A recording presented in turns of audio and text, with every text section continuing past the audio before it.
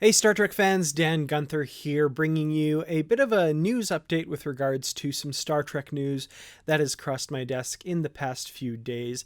First up, I want to talk a little bit about an update to the current status of the newest Star Trek series that we have not yet seen, Star Trek Lower Decks. To give you a brief reminder as to the concept of Lower Decks, it is a half-hour animated show created by Mike McMahan, who you may know from Rick and Morty as one of the writers on that show. It is Star Trek's first dip of the toe into the comedy genre, besides, of course, one-off movies like Star Trek For the Voyage Home, or crazy go-nuts episodes like The Magnificent Ferengi or The Trouble with Tribbles.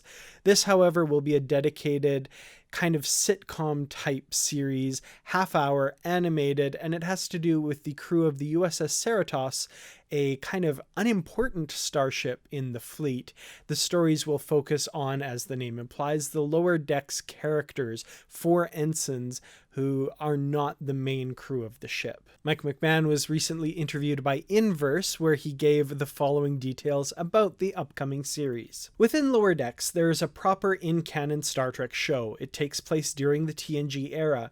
It's on a ship that feels like it's always existed there, and the bridge crew is dealing with big, never-before-seen Starfleet Star Trek type stories. So every episode has a thing like that happening in it. And then, on top of that, we've got A stories and B stories that are emotionally driven from the point of view of the lower deckers on the ships. So it was an area of storytelling that people had covered every once in a while on Star Trek, but never built a show around. It was important to me that if you know everything about Star Trek and you watch this show, then it fits into canon and doesn't break Star Trek. In fact, it grows it. And if you know nothing about Star Trek, then all of the canon in Lower Decks feels like mythological, broad, understandable sci-fi stuff.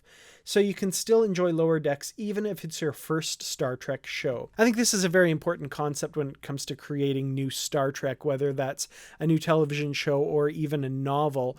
Some of the novel writers have said that they write a novel as though it's going to be somebody's first Star Trek novel, and inevitably it probably is.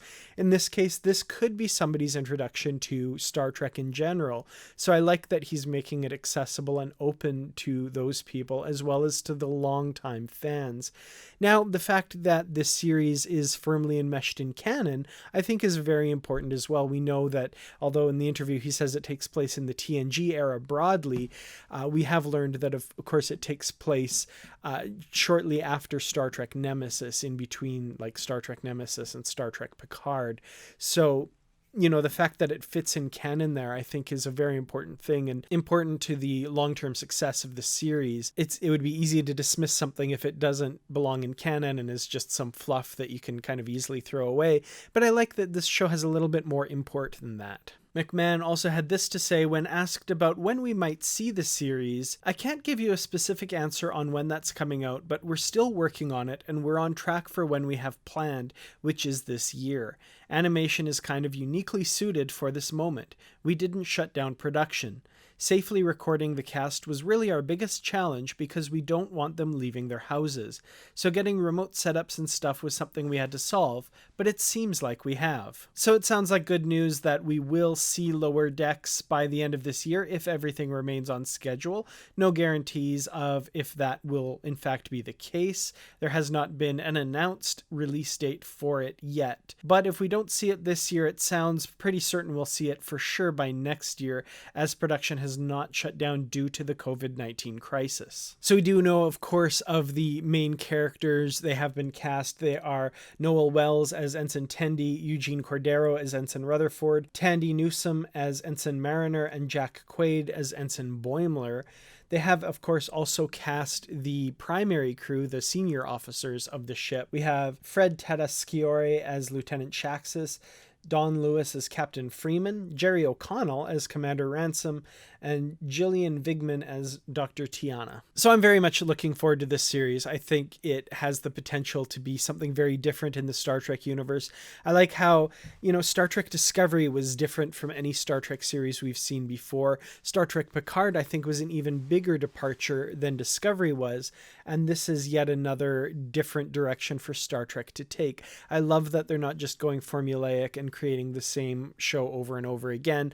I love older Star Trek. I love all the series in various ways, but I love also that they are expanding it in new and exciting ways going forward. We also have some exciting news in the world of Star Trek novels. The latest Star Trek Voyager novel, To Lose the Earth by Kirsten Beyer, has been scheduled for October of this year. Now, you know, it's easy to get too excited about this because this is a novel that has been delayed over and over again. It was originally scheduled to come out a few years ago.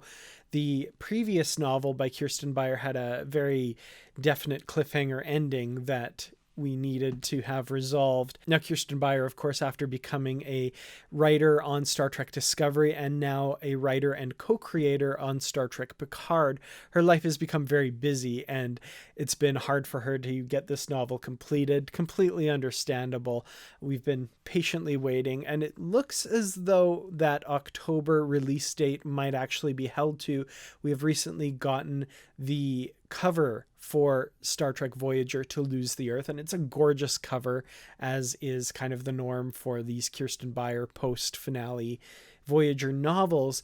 And yeah, this one looks really interesting. We also have a back cover blurb. The long-awaited follow-up to Voyager, Architects of Infinity, from the New York Times best-selling author and co-creator of Star Trek Picard. As the crew of the Full Circle fleet works to determine the fate of their lost ship, the Galen, a struggle for survival begins at the far edge of the galaxy. New revelations about species 001, the race that built the biodomes that first drew the fleet to investigate planet DK-1116, force Admiral Catherine Janeway to risk everything to learn the truth. So like I say, definitely looking forward to that one. I also love that the cover of the novel gives Kirsten Beyer the credit as co-creator of Star Trek Picard.